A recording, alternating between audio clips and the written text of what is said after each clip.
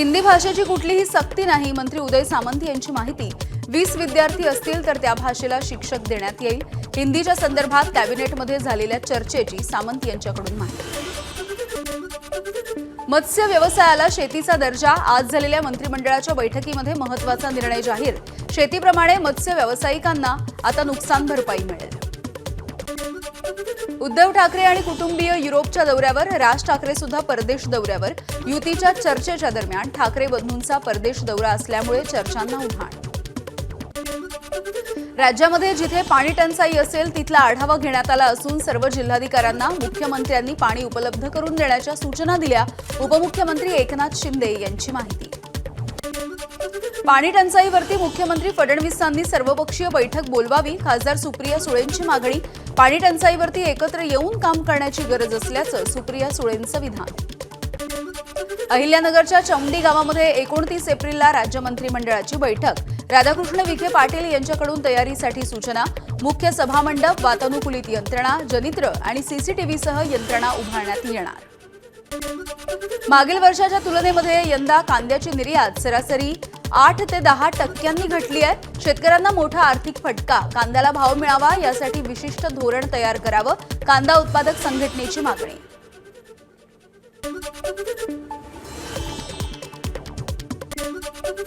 केंद्रीय लोकसेवा आयोगाच्या 2024च्या परीक्षेचा अंतिम निकाल जाहीर झालाय। शक्ती दुबे देशामध्ये पहिली, हर्षिता गोयल देशामध्ये दुसरी, तर पुण्याचा अर्शित डोंगरे महाराष्ट्रामधून पहिला आणि देशामधून तिसरा। जळगावमध्ये 24 तासामध्ये सोन्याच्या दरात 1,500 रुपयांची वाढ। सोन्याचे दर प्रतितोळा 99,000 रुपयांवर। जीएसटीसह सोनं प्रतितोळा 1,01,16 रुपयांवर। काँग्रेसचे माजी आमदार संग्राम थोपटेंचा पदाधिकारी कार्यकर्त्यांसोबत भाजपमध्ये पक्षप्रवेश। भाजपचे प्रदेशाध्यक्ष चंद्रशेखर बावनकुळे, कार्याध्यक्ष रवींद्र चव्हाण यांच्या उपस्थितीमध्ये पक्षप्रवेशाचा सोहळा।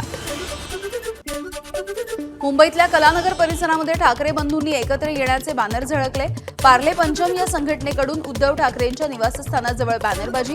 बटेंगे तो कटेंगे हे ठाकरे बंधूंनी लक्षात घ्यावं, बॅनरवरचा आशय।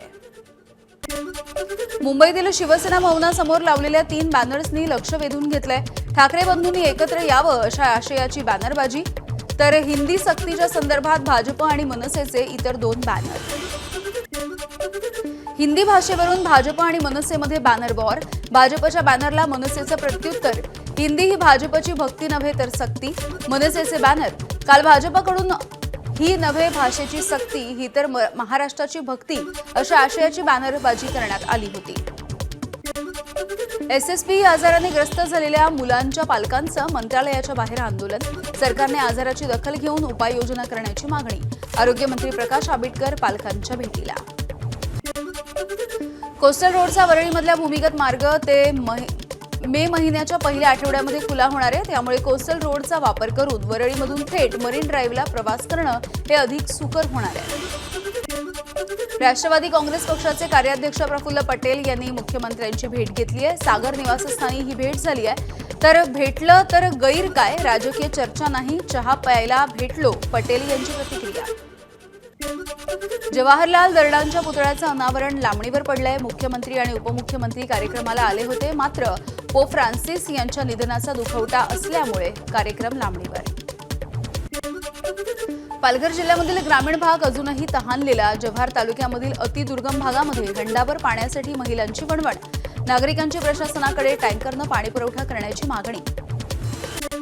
सांगलीमधील 4 माजी आमदारांचा आज अजित पवारांच्या राष्ट्रवादीमध्ये प्रवेश। शिराळ्यामधील शिवाजीराव नाईक, कवठे महांकाळचे अजितराव घोरपडे, आटपाडीचे राजेंद्र अण्णा देशमुख आणि जतचे विलासराव जगताप यांचा समावेश। सोलापूरमधील डॉक्टर शिरीष वळसंकर यांच्या आत्महत्येच्या प्रकरणामध्ये त्यांच्या मुलाचा आणि सुनेचा जबाब पोलिसांनी नोंदवलाय। सूत्रांच्या माहितीनुसार वळसंकर यांनी काही वर्षांपूर्वीच हॉस्पिटलची पूर्ण सूत्र ही मुलगा आणि सुनेवरती सोपवली होती। पुण्यातील तनिषा भिसे मृत्यू प्रकरणी 3 रुग्णालय महाराष्ट्र मेडिकल काउन्सिलच्या रडारवर। मणिपाल, सूर्या, इंदिरा आयव्हीएफ रुग्णालयाला एमएमसीकडे सादर करावा लागेल अहवाल। रुग्णालयांचा अहवाल मिळाल्याच्या नंतर एमएमसी अंतिम निर्णय देईल। पुण्यामधील तनिषा भिसेच्या मृत्यूच्या नंतर चौकशी समितीकडून राज्य सरकारला शिफारशी सादर। दीनानाथ मंगेशकर रुग्णालयाने टाळाटाळ केल्याचं अहवालामधून स्पष्ट। डॉक्टर सुश्रुत घैसास यांच्यावरती गुन्हा दाखल झाल्याच्या नंतर आयएमए आणि हॉस्पिटल बोर्ड ऑफ इंडिया आक्रमक झाली आहे. घैसासांवरती कारवाई झाल्यास डॉक्टरांचा राज्यव्यापी आंदोलनाचा इशारा. दीनानाथ मंगेशकर रुग्णालयाला 10 लाखांचा दंड कमी, दंडाच्या रकमेमध्ये वाढ करा, आमदार अमित गोरखे यांची मागणी. आयएमएने भिसे कुटुंबाची बाजू समजून घ्यायला हवी, गोरखेंचं विधान. तनिषा भिसे मृत्यूच्या प्रकरणामधील डॉक्टर घैसास यांची सुरक्षा पुणे पोलिसांनी हटवली आहे. घैसास यांच्या जीवाला धोका असल्याचं कारण देत पोलिसांनी त्यांना सुरक्षा दिली होती. मुंबईतील जैन मंदिर पाडल्याच्या निषेधार्थ जैन समाज आक्रमक झालाय. समाजाकडून पुणे जिल्हाधिकारी कार्यालयासमोर आंदोलन. कोल्हापूरच्या रेंदाळ गावामध्ये पाण्यासाठी शोले स्टाईल आंदोलन. गावामध्ये 8 ते 10 दिवसांमधून एकदाच पाणी पुरवठा होत असल्यामुळे नागरिकांचा संताप. पुण्याच्या सिंहगड रस्त्यावरील पुलाची आयुक्तांकडून पाहणी. 27 एप्रिलला पूल वाहतुकीसाठी खुला होण्याची शक्यता आहे. हा पूल सुरू झाल्यावरती सिंहगड रस्त्यावरील वाहतूक कोंडी सुटेल. नीलम गोरे यांनी घेतली साक्षी कांबळे यांच्या कुटुंबियांची भेट. या प्रकरणामधील आरोपीला जामीन मिळाला असला तरी जामीन रद्द करण्यासाठी धाराशिव पोलीस न्यायालयामध्ये अपील करणार आहेत. धनंजय मुंडेंचे निकटवर्तीय राजेंद्र घनवटे यांच्या पत्नीचं अकस्मात निधन. सामाजिक कार्यकर्त्या अंजली दमानिया यांनी ट्विट करून माहिती दिली आहे. बीडमधील महादेव गायकवाड मारहाणीच्या प्रकरणामधील 3 आरोपी ताब्यात. हॉटेल गावरांचे मालक असलेल्या महादेव गायकवाडांचा मारहाणीमध्ये मृत्यू झालाय. ग्राहकाचं भांडण सोडवणं त्यांना महागात पडलं. उच्च न्यायालयाच्या औरंगाबाद खंडपीठाला बॉम्ब न उडवण्याची धमकी. त्यानंतर लगेचच वरिष्ठ पोलीस अधिकाऱ्यांकडून शोध मोहीम. सुरक्षा यंत्रणांना सतर्क राहण्याचे निर्देश. लुटीचा बनाव रचत पेट्रोल बॉम्बनं बँकेमध्ये स्फोट घडवल्याचा प्रकार. छत्रपती संभाजीनगरच्या वैजापूरमधली धक्कादायक घटना.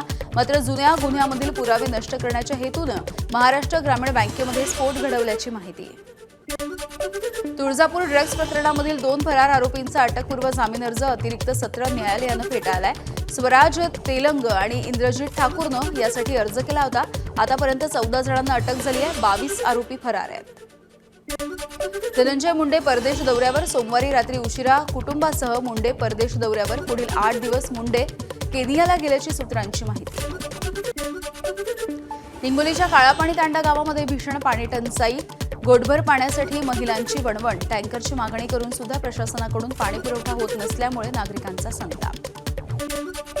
जळगावच्या जावळे रुग्णालयामध्ये 2 बालकांचा मृत्यू झालाय. डॉक्टरांनी इंजेक्शन दिल्यामुळे बालकांचा मृत्यू झाल्याचा पालकांचा आरोप आहे. या घटनेच्या नंतर बटॉक्स नावाच्या इंजेक्शनच्या संपूर्ण बॅच महाराष्ट्रामधून परत मागवण्यात आल्याचीही माहिती आहे.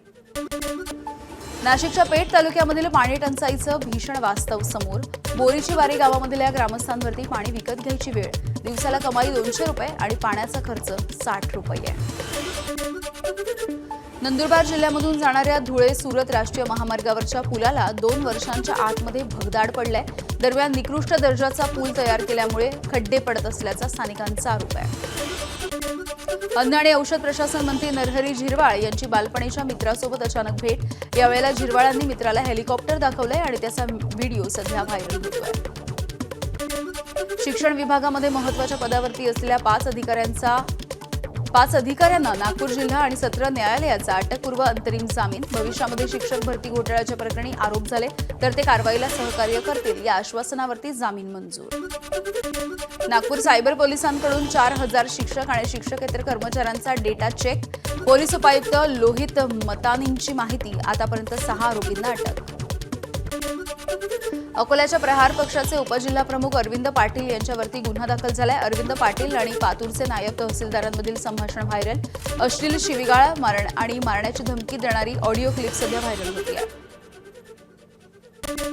गडचिरोली जिल्ह्यामधील 4 कोटी रुपयांचं धान खरेदी गैरव्यवहाराचं प्रकरण. 17 जणांवरती गुन्हा दाखल तर 2 जणांना अटक. फरार असलेले कुरखेडा इथले उपप्रादेशिक व्यवस्थापक मुरलीधर बावळे यांचं निलंबन. एबीपी माझा, उघडा डोळे बघा नीट.